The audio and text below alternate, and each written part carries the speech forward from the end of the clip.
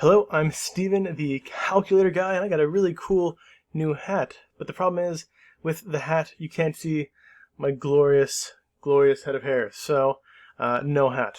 But, let's talk DeFi 3.0 and cross-chain capital and multi-chain capital. So these two protocols essentially state that they are DeFi 3.0. And if you know about DeFi 2.0, you know that it was trying to solve a pretty complex and robust liquidity issue with farming and non-owned liquidity, and the fact that farmers could pull out liquidity whenever they wanted to, which was really bad because usually when they wanted to was right in the worst possible market conditions. So protocol-owned liquidity came, and we have protocol-rented liquidity with Tokamak, or Tokamak? You know, it's the reactor. Anyways, these were sort of solving this really intense and incredible issue for DeFi. And so DeFi 2.0 provided a much needed service to the decentralized finance universe. So what does DeFi 3.0 provide? Great question, right? Is it solving intense liquidity problems? Is it bringing something totally new and unique to the DeFi landscape? Maybe. Maybe not. So cross-chain capital and multi-chain capital essentially are twins. They do, in my opinion, the exact same thing, but maybe utilizing different protocols. What they do is they have a reflection mechanism, which you may have reflection PTSD from SafeMoon, and they have a burning or buyback mechanism, which you may have PTSD from like Snowdog or Snowbank or any of the other DAOs that have buyback mechanisms. Buyback mechanisms can be, I don't know if they can be good, but where they can be bad is when they're scheduled and when they're easy to predict because they can be used as exit liquidity, and that's not always the best thing for a protocol. If you're saying, hey, I'm going to buy back a bunch of tokens at 10 p.m. tomorrow. Okay, great. At 10 p.m. I know if I'm a big investor and I want to exit, that's when I'm going to exit. I'm going to use that big purchase as exit liquidity, and now I'm out. Congratulations. Price didn't change. Nothing really happened except one whale got to leave. All right. Anyways, let's talk about DeFi 3.0. Cross-chain capital, multi-chain capital. Pretty new coins, right? I think they're only less than 5 days old. And the way they work is whenever you make a purchase of these coins, 10% is taxed and then redistributed. These are the reflections that you may remember from SafeCoin. So you make a $10,000 buy, then $1,000 is going to be taken away as a tax and given to all of the holders of the coin. Now that's the first tax. Now when you sell, there's also a 10% tax. And that 10% tax is going to the Treasury. And that's sort of where the money is being made. So essentially these protocols need sellers in order to make revenue for their coins. So let's go over to a Medium article. Here, we get the first part, right? From passive reflections, you'll get money after your first one, right? So every time someone else buys some CCC or MCC, 10% is distributed, and hopefully that acts as some sort of APR, APY for the holders, and over time, it's beneficial. It's not so clear how the second burn actually helps the token price. So this says, from CCC investment strategies that generate long-term sustainable buybacks and liquidity for token value. So essentially it's saying that they're going to do buybacks, and that those buybacks are going to increase the value of the coin. It's not saying that they're going to increase the APY or APR in any meaningful way. They're just saying that these buybacks and added liquidity are going to be good for the protocol and good for the coin, and so num will go up. But let's see. So we know what passive inflections are, right? You buy, the tax goes out to all the holders auto-magically. Okay. And you'll receive your number will go up. The amount will go up, not necessarily the price. The amount will go up. Here is a So I love this, right? This is a Treasury strategy. So they're saying, like, in the Treasury, which comes from the sell. Whenever someone sells, they get 10% tax. That goes to the Treasury. One potential Treasury strategy is you stake half of it in time, stake half of it in Spartacus, and then take the earnings, right, the weekly earnings or daily earnings from that, assuming that you're in the profit that day, and you do buybacks, right? And so So this is the kind of interesting concept that DeFi 3.0 maybe kind of introducing, is the idea of adding permanent liquidity. And it's not permanent for MCC. They do a time lock, which is neat. But so essentially they're buying back liquidity instead of a buyback and burn, which is another mechanism that we see in other protocols. So instead of a buy and burn, they're doing a buy, convert to liquidity, and lock it. Now, I like this idea in theory, because what it does is it adds liquidity for the protocol, or it adds liquidity for whatever liquidity pairs they're purchasing, and they're locking it. So it's locking that liquidity, which is good for the health of DeFi. If we can somehow take this facet of DeFi 3.0, this buying, using buybacks to purchase liquidity and lock that liquidity, cool. I'm all for it. I think if there's ways to monetize this effectively, like the way that Ohm effectively monetized owning your own liquidity, then sure, let's figure it out and let's start launching it. But I'm uncertain, because if you look at the 2 stars, it says this is solely for demonstrative purposes and strategies will vary, and then it says visual demonstrations of Treasury. This is of Treasury management. This is not the current holdings, nor is it the current strategy for the Treasury. So this is simply a hypothetical. And all of this is hypothetical because the mechanism is not in the white paper, the mechanism is not in the code. This mechanism is simply hypothetical, which should be concerning to any investors.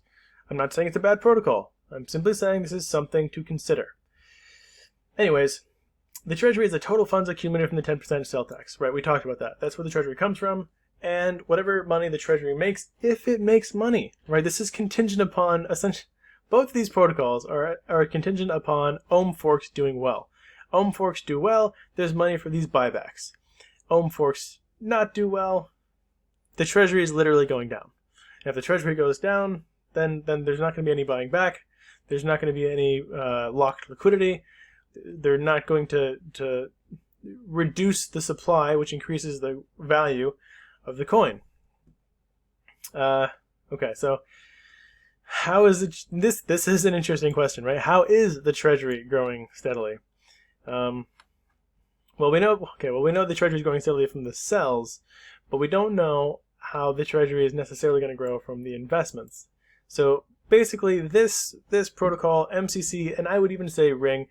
I am not advocating for Ring, but what they're doing is you're committing an amount of money to them, whether it be through being taxed, or whether it be like locking an investment up, or essentially just like you're paying them and that investment's gone forever, like with Ring. And then they're going to reinvest the money, and hopefully that money makes money. And almost in every situation, they're just doing this with reserve currencies, which is interesting in my opinion, because if more and more protocols just say, hey, we're going to become a new protocol, and all we're going to do is invest money into the other protocols that are reserve currencies. That's fascinating, because it's just funneling more money into these reserve currencies, which are creating these massive treasuries and massive DAOs. And I want to know what the end game is. I want to know what we have now, literally billions of dollars in reserve currency treasuries. And it is unlikely that all of those reserve currency treasuries are going to precipitate something meaningful. So who knows? Who knows what we're going to see with this? But anyways, that's me rambling. Yeah, so they could do leverage yield farming, invest in undervalued projects. If you look at MCC, I like the protocol. I mean, no financial advice. I'm not saying I'm invested in any of these. I'm simply saying this website is not what I would hope from a protocol that wants me to invest in it. Same thing with Ring. This website and Ring's website leave much to be desired. But anyways, also, 1 trillion? Really? You need 1 trillion coins? Okay. Alright. Reminds me a lot of Safe Moon. But, the idea is neat. I'll say that. So basically, this one's going to invest in Spartacus, Hector, Geist, and Tomb. All decent protocols, though the Geist coin has done what most farm tokens do, which is just a nosedive. Tomb Phantom has been the undisputed champion of the Phantom chain, in my opinion, this cycle. It has just done. If you invested in Tomb Finance like a month or 2 months ago and just let your Phantom ride, even at the peak of Phantom, you would be well in the profits by now. And if you were cycling it, doing I'm talking about DeFi 3.0. I'm not talking about Tomb. I probably mentioned Tomb way too much. It's a neat protocol. Hopefully it continues to do well. So anyways, that's like their basket of investments. But they're the exact same, right? 10% tax redistributed in reflections, and then 10% sell tax, which goes to the Treasury. The Treasury is going to try to make money through all of these high APY investments, and then the profits from those investments are going to be used for buybacks, and those buybacks are not going to be burned. Those buybacks are going to be buybacks to convert into liquidity and then lock the liquidity. Now, theoretically, if that liquidity is protocol owned, that liquidity will be making the protocol money through any time there are swaps between those pairs. This is how Olympus DAO makes buku cash, and good for them. They did it really well.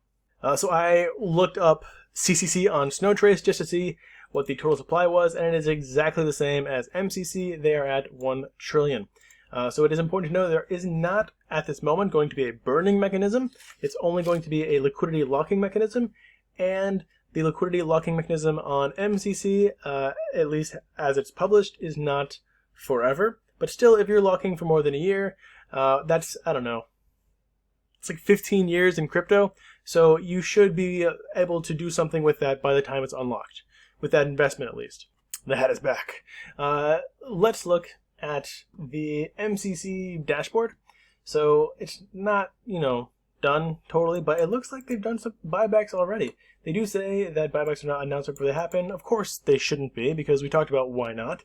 If you announce that there's going to be used as exit liquidity. Buybacks occur at least once every 24 hours. That is heartening, considering there was no buyback proposal, at least hard buyback proposal, given for CCC. It looks like you can connect your wallet to this site, and you can sort of see what the APY or APR is supposed to be based off of what they're doing. However, it's not available yet. If you look on Phantom, which it looks to be MCC's biggest investment now, the value and the profit are for some reason the same number. I don't know why that is, but Cross-Chain Capital doesn't have this yet, so it seems like maybe MCC is a little bit forward on the dashboard, but a little bit behind on their front page, because their front page looks, well, like this. But anyways, if you want to support me, if you want to support the channel, you can just you can join the Patreon, where all of my calculators are free. I have a few more calculator ideas up and coming, so I will be excited to release those on Patreon, or of course always for donation if you want to make a small contribution or donation to the channel. I also try to provide bits of news and opportunities there as I see them. If I bat 1,000, then I would probably be living retired in a mansion somewhere. But I still do my best to provide opportunities that I think are neat. So that is it. Thank you all so much for watching. Be safe, be smart, be smafe, and have a wonderful rest of your day.